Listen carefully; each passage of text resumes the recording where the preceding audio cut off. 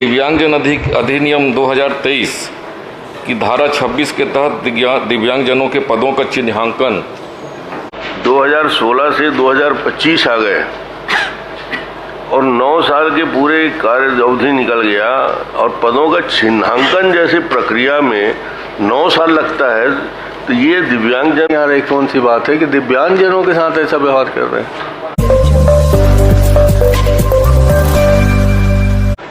मैं मंत्री महोदय से ये जानना चाहूँगा कि ये 2016 अधिनियम जो है और दिव्यांगजन छत्तीसगढ़ का जो अधिनियम है 2023 है वो कब से लागू किया गया है?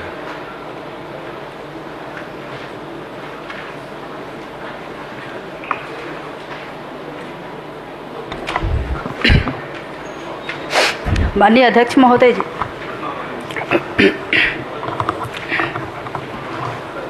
माननीय सदस्य,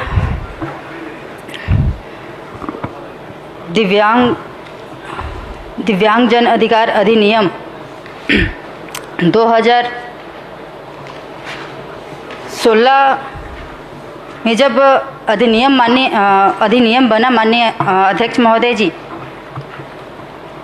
क्योंकि प्रथम बार जब अधिनियम बना था 1995 माननीय अध्यक्ष महोदय जी, उस टाइम बनने के बाद 7 प्रकार के दिव्यांगजनों को चिन्हांकित किया गया था और उसमें प्रक्रिया इतना लंबा चला माननीय अध्यक्ष महोदय जी। वो कंप्लीट होके जब पदों का चिन्हांकन किया गया तो 25/9/2014 को पदों का चिन्हांकन किया गया। अब क्योंकि ये अधिनियम 2016 में फिर से लागू हुआ है माननीय अध्यक्ष महोदय जी, तो इसकी प्रक्रिया अभी प्रक्रियाधीन है, क्योंकि 2016 के बाद इसमें 21 प्रकार के दिव्यांगजन आ रहे हैं माननीय अध्यक्ष महोदय जी।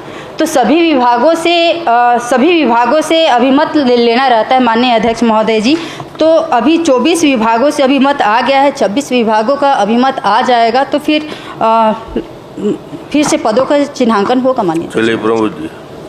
माननीय सभापति जी, मैं आपके माध्यम से जानना चाहूँगा कि अधिनियम 2016 के बारे में मंत्री जी ने तो बताया, लेकिन ये भी सही है कि दिव्यांगजन अधिनियम 2023 की धारा 26 के तहत दिव्यांगजनों के पदों का चिन्हांकन 1 वर्ष के अंदर किया जाना था क्या?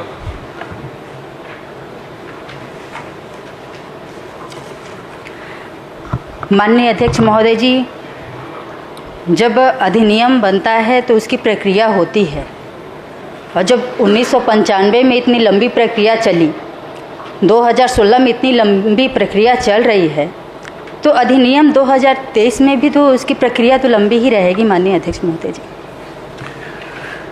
माननीय सभापति जी, माननीय मंत्री महोदय जी जवाब ठीक दे रही हैं, लेकिन 2016 से प्रक्रिया चालू हुई है, फिर 2023 में फिर से प्रक्रिया फिर लागू की गई। 16 से लेके 23 और 23 के बाद अभी इतने लंबे वर्षों में 7 वर्ष हो गए। 7 वर्षों तक केवल चिन्हांकन का कार्य हो रहा है और दिव्यांगजनों को न उसको पदोन्नति हो पा रही है, न उनकी भर्ती हो पा रही है, और ये बड़ा संवेदनशील विषय है। और इसमें चूँकि टोटल कुल मिलाएंगे हम लोग तो 9 साल करीब निकल गए, 2025 आ गए और इतने लंबे अंतराल तक केवल प्रक्रियाधीन है, उसकी कार्रवाई चल रही है, तो दिव्यांगजनों के साथ ये तो अन्याय है। तो मैं मंत्री महोदय से चाहूँगा कि यदि इसमें इतने लंबे वर्षों में यदि कोई यदि अधिकारी या उनके द्वारा कोई कार्रवाई नहीं हो रही है तो क्या आप उनके ऊपर कार्रवाई करेंगे क्या? माननीय अध्यक्ष महोदय जी,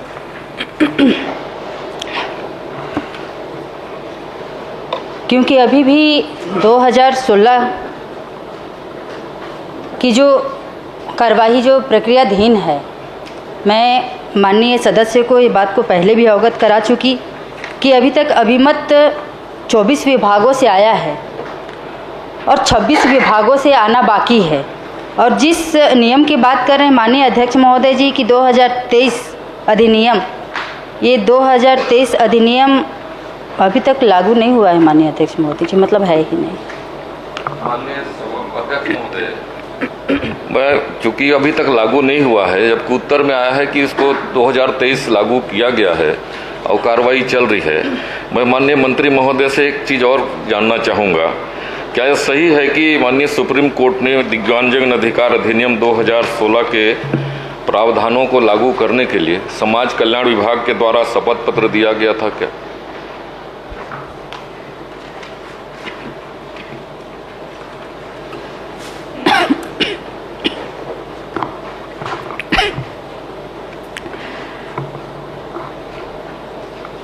माननीय अध्यक्ष महोदय जी, क्योंकि है ये संवेदनशील, क्योंकि दिव्यांगजन से जुड़ा हुआ चीज़ है माननीय अध्यक्ष महोदय जी, कहीं ना कहीं भर्ती में दिक्कतें हो रही होगी, लेकिन 2016 के एक्ट के अनुसार भर्तियां की जा रही है माननीय अध्यक्ष महोदय जी। रही बात शपथ की, तो माननीय अध्यक्ष महोदय जी इसमें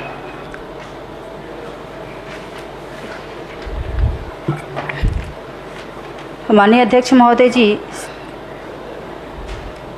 दिव्यांगजन अधिकार अधिनियम 2016 की धारा 34 में सीधी भर्ती के पदों में दिव्यांगता से ग्रस्त व्यक्तियों के लिए 4% से अशून्य का प्रावधान है, जबकि छत्तीसगढ़ राज्य में सामान्य प्रशासन विभाग के परिपत्र दिनांक 29/8/2018 अनुसार सीधी भर्ती के पदों में दिव्यांगता में ग्रस्त व्यक्तियों के लिए 7% आरक्षण का प्रावधान किया जा रहा है माननीय अध्यक्ष महोदय जी।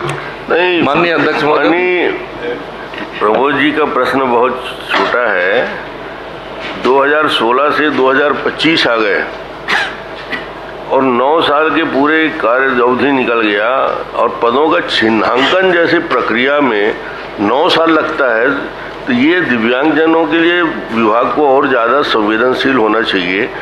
और यदि इस 9 साल तक यदि हम सिर्फ उनके पदों का चिन्हांकन करते रहेंगे तो इतना महत्वपूर्ण विषय में बहुत पीछे हो जाएंगे। इसलिए कृपा करके इसको आप कोई समय सीमा बैठ के, उनके यही विषय है कि समय के अनुसार हो जाए, 6 महीने, 3 महीने, 4 महीने में जब भी आप कर सकते हैं, जल्द से जल्द इसका चिन्हांकन हो जाए।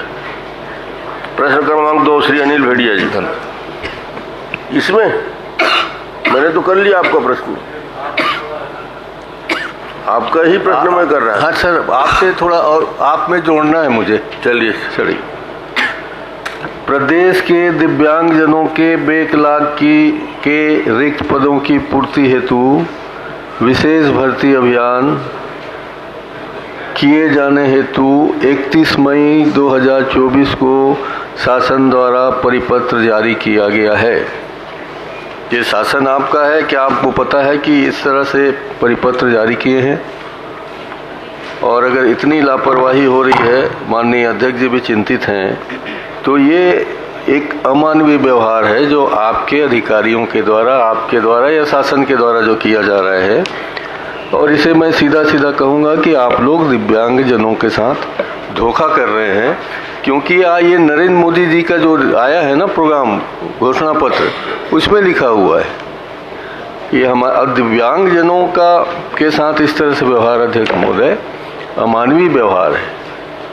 और इसके लिए भी कुछ न कुछ सज़ा इनको निर्धारित करना चाहिए कि अभी तक मात्र 24 विभाग का आया है, 26 विभाग का नहीं आया है। ये कोई पछने वाली बात नहीं है, समझ ही में नहीं आ रही कौन सी बात है कि दिव्यांगजनों के साथ ऐसा व्यवहार कर रहे हैं।